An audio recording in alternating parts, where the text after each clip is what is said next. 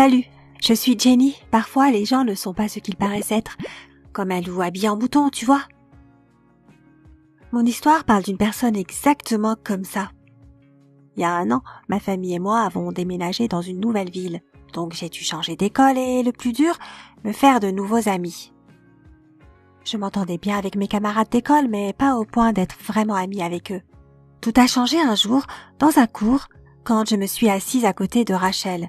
Elle n'était pas comme les autres filles. Elle s'habillait différemment, parlait différemment et semblait plus intelligente que les autres. Je voulais vraiment faire connaissance avec elle, mais je ne savais pas comment. Mais par chance, c'est Rachel qui a fait le premier pas. Un jour, elle m'a passé un mot avec une question. « Quel est ton groupe préféré ?» J'ai donné ma réponse et ensuite, Rachel m'a écrit son préféré. On a continué à s'échanger des petites lettres comme ça. Et c'était une manière super mignonne d'apprendre à se connaître, surtout quand tu t'ennuies en cours.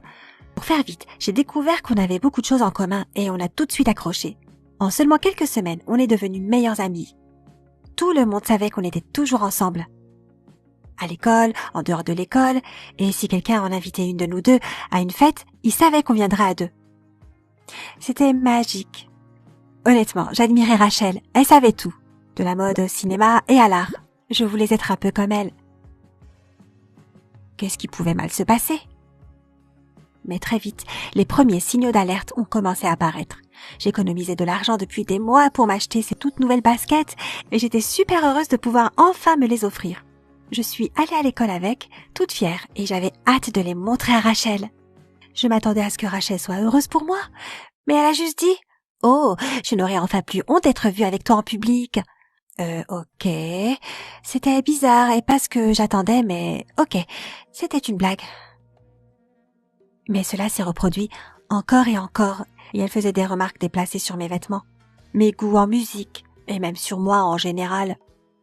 À chaque fois, elle le disait sous forme de blague, mais je remarquais toujours son sourire sarcastique et la manière dont elle roulait des yeux à chaque fois que je disais quelque chose qu'elle n'aimait pas.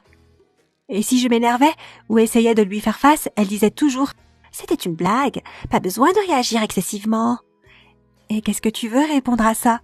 Ça me rendait parano. Je n'arrêtais pas de me dire que j'étais trop susceptible et que je devrais le prendre pour ce que c'était. Un truc rigolo? Quand on était avec d'autres personnes, ses commentaires étaient encore plus méchants. Et pourtant, je les acceptais sans rien dire. Puis, elle a commencé à me laisser tomber. Par exemple, on devait se retrouver devant le centre commercial pour aller à un concert, mais elle n'est pas venue et elle a dit qu'elle avait oublié. Ça s'est reproduit plusieurs fois, parfois pendant la même semaine. Au début, j'étais énervée, mais ensuite, j'ai réalisé que je m'étais fait beaucoup d'autres amis. J'ai donc commencé à rester avec eux plus qu'avec Rachel. J'ai même rencontré un garçon que j'aimais bien, et je pense qu'il m'aimait aussi. Et devine quoi? Tout cela a fait ressortir la vraie nature de Rachel. Elle a commencé à m'envoyer des messages colériques sur la manière dont je l'avais trahie et n'était pas une vraie amie. Puis elle a demandé pardon en disant qu'elle se sentait très seule et qu'elle ne pouvait pas vivre sans moi. Je me suis dit, trop, c'est trop. Et je lui ai dit que je n'aimais pas la manière dont elle me traitait et que je ne voulais plus être amie avec elle. Elle m'a appelé 20 fois de suite, mais je l'ai bloquée, parce que j'avais compris que Rachel ne me respectait pas. De manière assez drôle, l'histoire ne s'est pas arrêtée là. J'ai commencé à sortir avec le garçon que j'aimais bien, et tout allait bien jusqu'à ce que je remarque qu'il parlait avec Rachel à l'école. J'imaginais le pire. Je lui ai demandé ce qu'elle lui disait. Eh bien, Rachel avait dit qu'il devrait arrêter de sortir avec moi, car j'étais une personne horrible et que je le trahirais de la même manière que je l'avais trahi. Je lui ai demandé s'il la croyait et heureusement il a rigolé et m'a dit bien sûr que non. Je suis toujours un peu énervée que Rachel soit si toxique, mais je suis contente de l'avoir remarqué assez vite et de ne pas l'avoir laissé me manipuler. Tu as des personnes comme ça dans ta vie? Raconte-nous ton histoire.